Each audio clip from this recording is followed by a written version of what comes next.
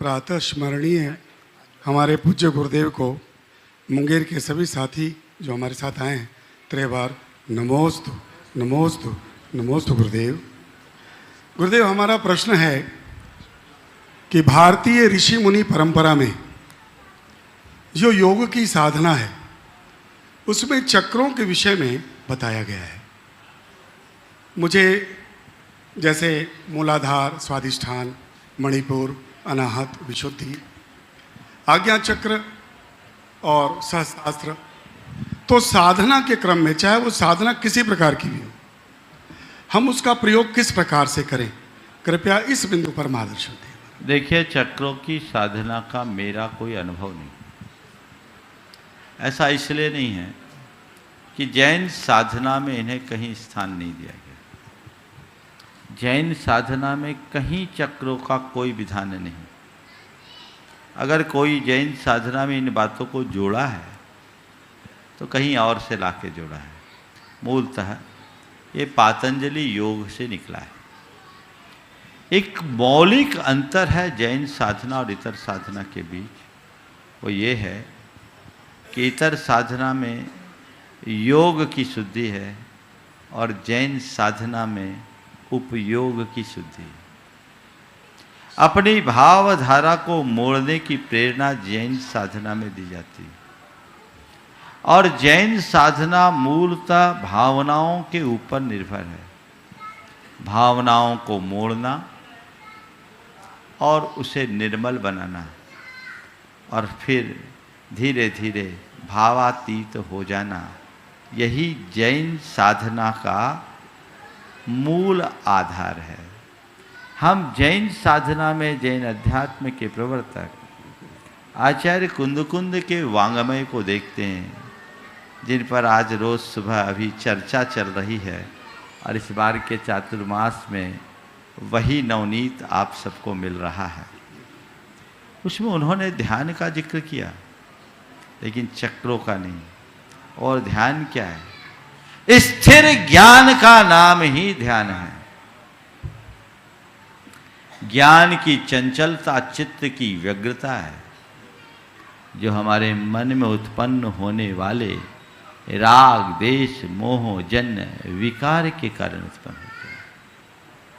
और हम अपनी शुद्ध आत्मा की भावना भाते भाते भाते भाते जिस पल हम अपने आप को शुद्ध जानने और देखने रूप ज्ञान दर्शन में चेतना अनुभव करने लगते हैं, हमारे अंदर के राग, देश, मोह रूप विकार सब समाप्त हो जाते हैं। वही हमारी चेतना की सबसे निर्मल और विशुद्ध निर्विकल्प परिणति होती। उसी का नाम परम ध्यान है और कुछ पल तक के लिए इस ध्यान में स्थिर होते ही केवल ज्ञान हो जाता है। हमारी साधना वो है।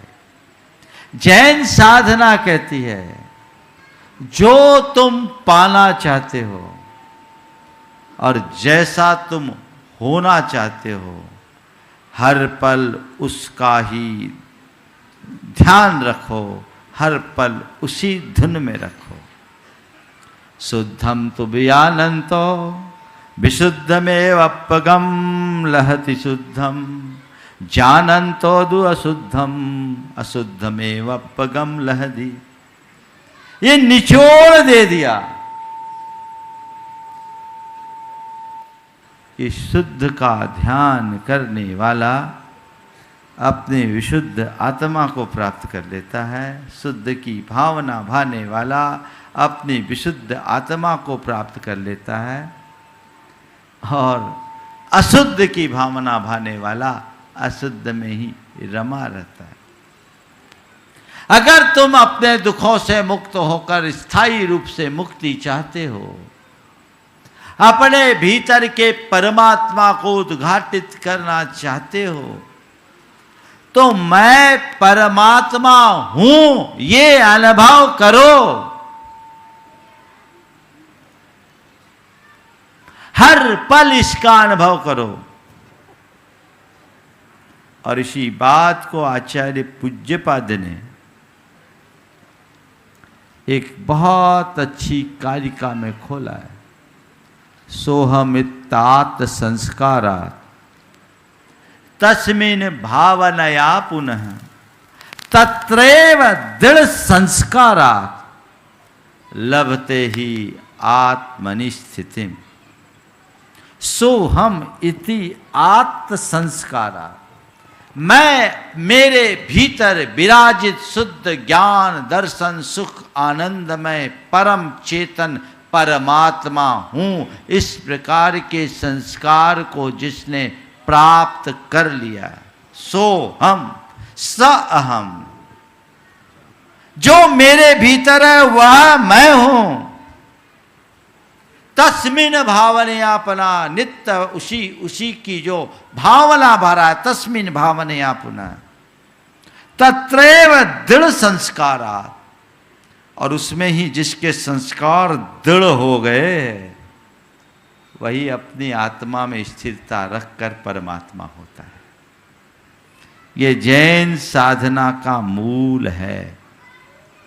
इसलिए इस योग को ध्यान में रखे। हमने भावना योग का जो प्रारूप बनाया वो ध्यान का वह सरलतम रूप है। ध्यान भी नहीं कहूंगा, साधना का वह सरलतम रूप है जिसे हर कोई अपनाकर अपने जीवन में आमूल चूल परिवर्तन घटित कर सकता है। और आज का आधुनिक मनोविज्ञान उस पर ही जोर देता है। जिस बात को आज का आधुनिक मनोविज्ञान आज कह रहा है, जैन परंपरा में वो सदियों से साधना के रूप में अपनाई जाती रही है। इसलिए चक्रों की कोई बात किसी भी जैन ग्रंथ के, जैन धर्म के मूल ग्रंथ में नहीं है। उपयोग की शुद्धि पर बल है और हमें उस पर ही अपना ध्यान देना चाहिए।